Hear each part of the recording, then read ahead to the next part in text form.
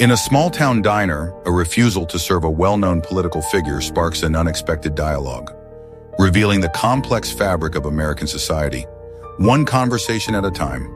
As JD Vance stepped into the chilly autumn air of the diner, the rustic bell above the door chimed, cutting through the murmur of heated discussions and the clinking of coffee cups. The setting was quintessentially Midwestern with its checkered tablecloths, neon beer signs, and locals who seemed as much a fixture as the furniture itself. JD, dressed unassumingly in jeans and a plain sweater, approached the counter. His presence, though significant, carried with it a quiet unobtrusiveness. The scene, however, shifted noticeably as Don, the owner, recognized him. With a furrowed brow and a firm set of his jaw, Don leaned across the counter. "I'm sorry, Mr. Vance, but I can't serve you here. Your politics don't sit well with me or many of my customers," Don announced, his voice steady but loud enough for nearby patrons to hear. JD paused, scanning the room. Mixed reactions painted the diner. Some nods of agreement from a few, curious glances from others, and indifference from the rest. Amidst the rising tension, an elderly man in a work jacket, known to locals as Frank, spoke up from his corner booth. "It ain't right, Don." Frank's voice, grizzled with age and labor, cut through the chatter. "Serving him won't mean you support him. It's just a cup of coffee."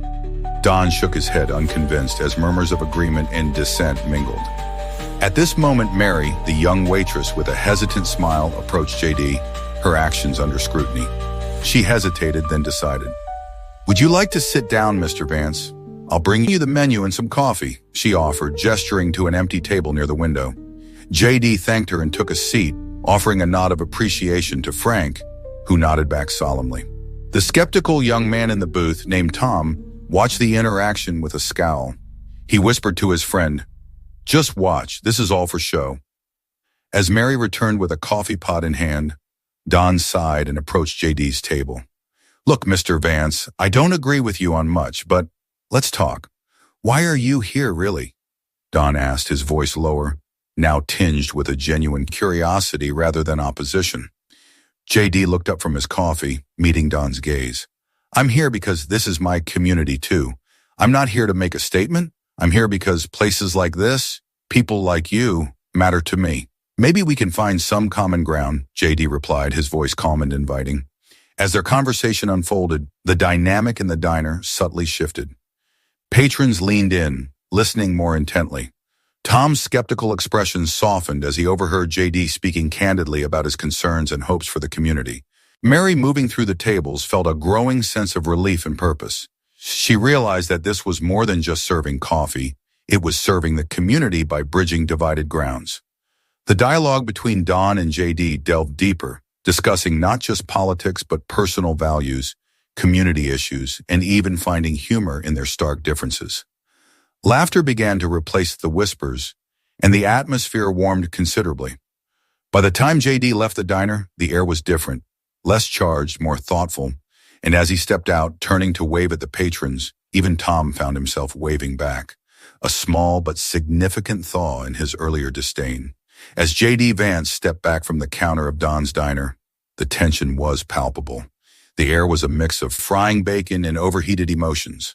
The soft clink of coffee cups punctuated a heavy silence that had fallen over the booth area. Don, the owner, arms folded, watched JD with a wary, slightly defensive gaze. His initial refusal to serve JD, a decision born from a cocktail of personal bias and peer pressure from patrons like the skeptical young man in the booth, had set the stage for this showdown. JD's eyes scanned the diner. He took in the terse faces of other diners, portraying a slice of the community's demographic, diverse yet united in their curiosity over the unfolding drama.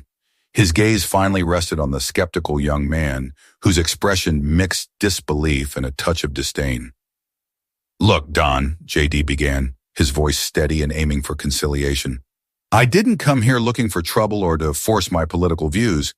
I came in to enjoy a good meal in a place well known for its great food and atmosphere." Don responded, the hardness in his eyes softening a bit. "JD, it's not just me. People here, they've got strong feelings about a lot of things. Politics especially. It's tough on business, catering to everybody." At this moment, the elderly man in the work jacket, who had been quietly sipping his coffee, chimed in.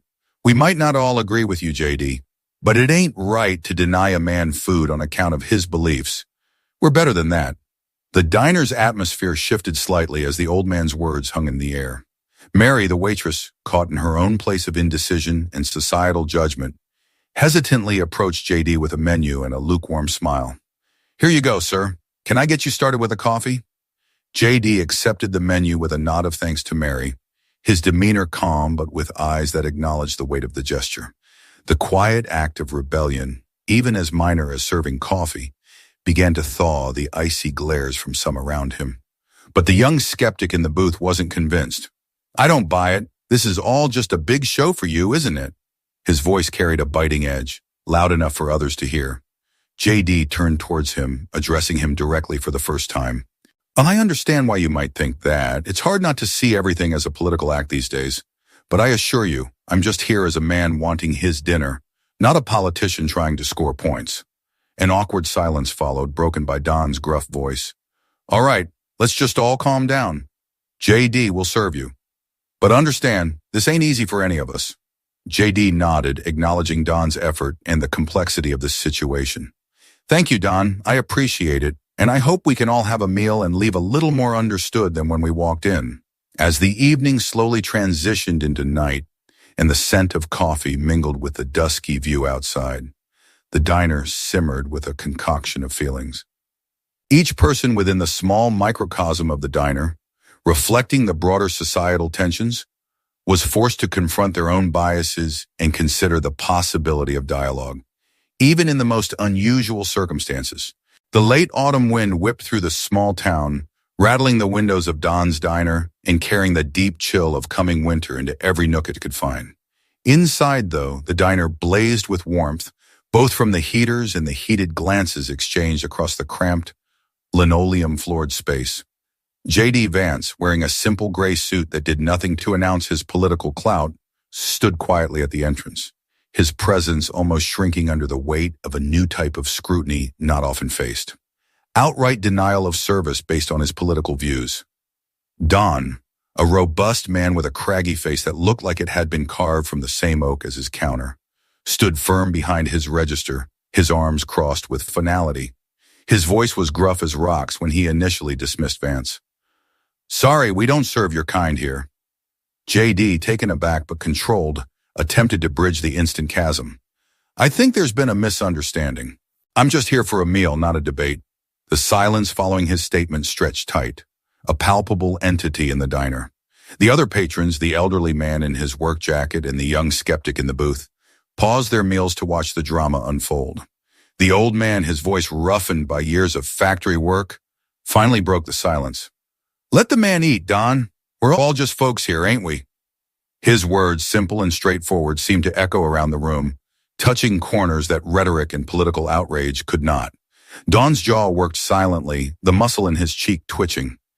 It was Mary, the waitress, a middle-aged woman with tired eyes and a warm smile, who moved first. She took a tentative step towards JD, her hands smoothing down her apron instinctively. Would you like a menu, sir? Her voice, a stark contrast to Don's, was soft but carried a firmness born of her wish to remain neutral and courteous. The young skeptic snorted from his booth, his voice dripping with disdain.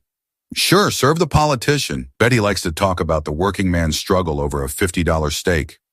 JD held the skeptic's gaze, his response calm and candid.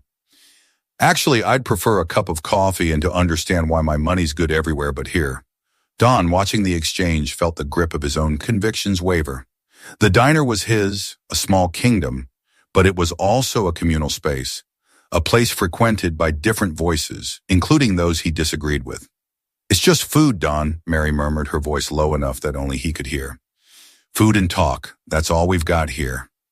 JD took a seat at the counter, leaving a space between himself and the nearest patron, an unspoken recognition of the tension. Mary slid a menu towards him, the glossy cover more worn at the corners from years of use. The room remained thick with unsaid things, the air heavy like before a storm.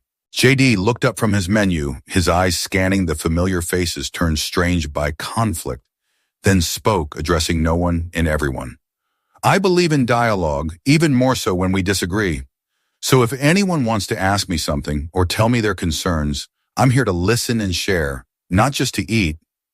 The offer hung there, an olive branch extended in a diner filled with doubt and mistrust. In the midst of upheaval, a simple conversation began to brew, like the coffee in Mary's pot, slowly, uncertainly, but inevitably. As JD Vance stood quietly in the diner, feeling the weight of rejected service, the atmosphere brimmed with tension. The tight, confined space of the diner, usually filled with the homely aroma of coffee and pancakes, now seemed to throb with unspoken confrontations. The linoleum floor, slightly sticky underfoot, and the hum of the neon sign outside flickering in the half-light, added a sense of unease to the setting. Don, the diner's owner, kept his arms stubbornly crossed as he eyed JD from across the counter. His usual warm countenance was replaced with a furrowed brow and a set jaw.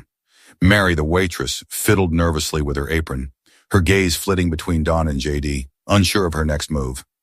It was then that the elderly man in the work jacket, who had been quietly sipping his coffee in the corner, stood up. His chair scraped loudly against the floor, cutting through the murmur of the diner like a sharp bell. All eyes turned toward him as he walked over to JD. "You know, I ain't much for politics, but everyone deserves a cup of joe in my book," he said, his voice gravelly but firm. The room went silent, the air thick with anticipation. Surprised by the intervention, but not showing it, JD nodded appreciatively. "Thank you, sir. I believe a little understanding can go a long way," JD responded, his voice calm and even. The old man turned to address the rest of the diner, including the skeptical young man in the booth, who had been glaring at JD since he walked in. "We're all just trying to get by, aren't we? Maybe we got more in common than we think." Encouraged by the old man's words, Mary finally stepped forward, her hands slightly trembling, as she placed a menu and a cup of coffee in front of JD. "On the house," she murmured, avoiding Don's gaze. Don, watching the interactions unfold, seemed to wrestle internally before his shoulders slumped slightly, a silent concession. The room's atmosphere began to shift, the earlier hostility slowly dissipating like steam from the hot coffee in front of JD. "I don't want us to be like this," Don finally said, his voice softer, more reflective. "This isn't who we are, or at least it's not who I want us to be." JD looked up from his coffee, meeting Don's eyes. "It's never too late to start a conversation, Don. Maybe we can find common ground after all." Just then, the young man in the booth, who had been watching the exchanges with a growing wariness, stood up. His movements were sluggish, as if he was rethinking his stance. He approached JD, his eyes narrowed but curious. "I don't agree with you on a lot, man," the young man started, his voice edgy but not hostile. "But maybe talking ain't such a bad idea. Maybe I've been too quick to judge." The diner, a microcosm of a divided society, seemed for a moment to breathe together in unity. JD's strategy of calm dialogue, supported by unexpected allies, had diffused a volatile situation, opening a small door to reconciliation in a polarized world. With that unexpected twist, the diner's usual bustle slowly resumed, the clinks of cutlery and soft laughter mingling with the fading evening. JD thanked the old man, his heart lighter, knowing conversations were just beginning, far from over but off to a hopeful start. The atmosphere in Don's diner was thick, muffling the murmur of conversation as JD Vance sat at the counter, his presence still sending ripples of discomfort across the room. Patrons shuffled uncomfortably, eyes flitting between Don, their plates, and the stoic politician. The air was laced with the scent of fried bacon and fresh coffee, homely yet underpinned with a tangible tension. Don paced behind the counter, drying a glass slowly with a white towel. His brow was furrowed, and his eyes kept darting back to JD, who calmly waited, having accepted the menu and a coffee from Mary, whose hands had trembled slightly as she placed them before him. The elderly man in the work jacket, identified as Frank by others, leaned toward JD, his voice rough but not unkind. "You really think you can bridge the gap, Mr. Vance? Between folks like us and the suits in the city?" JD looked at Frank directly, a soft but earnest smile forming. "I'm trying, Frank. I really am. It's places like this, conversations like ours, that matter the most." "You're not what I expected," Frank admitted, stirring his coffee. "Seeing you here, staying calm, it's different." The observant younger man in the booth, Tom, had been vocal earlier, challenging JD's intentions, labeling them as mere political posturing. Yet now, his expression betrayed a growing contemplation. His aggressive posture softened, elbows resting on the table, leaning slightly forward. Mary returned to refill JD's coffee, her voice low. I mean, Mr. Vance, it's just, we've seen politicians on TV, but seeing you here listening, it's not what we expected. JD nodded, his voice genuine. Thank you, Mary. Understanding starts with listening, and honestly, that's why I'm here. Not for a show, but to listen. Across the diner, the murmur had ceased. The patrons were now openly listening in. Don, having witnessed this exchange, felt a softened edge in his stance and approached JD, wiping his hands on his apron. Look, Mr. Vance, Don began, hesitancy in his tone. I didn't think you'd actually, take the time to talk. We're simple folks and we've felt overlooked. Maybe I was too quick to judge. JD set his cup down, acknowledging Don's conciliatory tone. I get it, Don. It's not easy trusting, especially when you feel like you've been left out of the conversation for so long. Silence enveloped the room momentarily. It was broken by Tom, the young skeptic, clearing his throat. I thought you were all the same, all talk. But today, maybe I was wrong about you. The room breathed a collective sigh of release. Conversations unspooling again, but this time with a different cadence. JD listened and engaged, not as a politician speaks to voters, but as a fellow citizen. The dialogue broadened from local issues and hardships to broader national anxieties, yet always anchoring back to that diner. Those people, their immediate world. As the evening wound down and patrons slowly trickled out, JD stayed, helping Mary clear up some of the tables, a gesture not missed by those lingering behind. The elderly Frank clapped JD on the shoulder. Don't forget us here when you're back in your suit in Columbus. I won't, Frank, I promise, JD replied, a smile in his voice. The promise sincere, the environment a testament to dialogue over division, a single diner synthesizing a microcosm of societal reconciliation. The diner, no longer just a place for eating, but a venue of understanding, had witnessed a small yet pivotal transformation, mirroring perhaps a future, broader change in the air. As the heated atmosphere in the diner simmered down, JD Vance stood from his seat with a calm demeanor. Don, the owner, watched him warily, unsure of Vance's next move. But instead of any expected protests or demands, Vance simply asked, May I speak to you for a moment, Don? Reluctantly, Don nodded and guided Vance to a quieter corner of the diner. The buzz of the other customers dimmed as they moved away, watching curiously but giving them space. Look, Vance began, his voice steady and surprisingly understanding. I know that my presence here might have made you and others uncomfortable. I don't want to argue or criticize your decisions. I just want to understand your perspective and hopefully share mine. Don, visibly tense, softened slightly at Vance's words. I'll be honest with you, Don confessed. You represent things that I oppose politically, and it felt wrong to serve you. He paused, looking away, then back at Vance. But maybe I was quick to judge. Maybe there's more to you than the political labels. Vance nodded, grateful for the openness. And maybe there's more that connects us than what drives us apart. I come to places like this to listen, learn, and maybe to explain my side of things. All I ask is a chance to be heard as I listen to you. Their conversation continued, slowly unfolding as they discussed their backgrounds, their values, and their visions for the community. It was not a debate, but an exchange of earnest views and life experiences.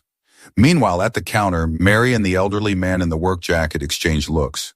Mary had initially hesitated, but now she felt a growing respect for Vance's gentle approach. She turned to listen more intently to the conversation drifting from the corner. The young skeptic, who had earlier voiced his distrust, noticed a shift in the mood. His brow furrowed as he picked up fragments of the honest dialogue. Witnessing this interaction, his certainty began to waver. As the minutes stretched into an hour, other customers started to chime in, sharing their own thoughts and stories.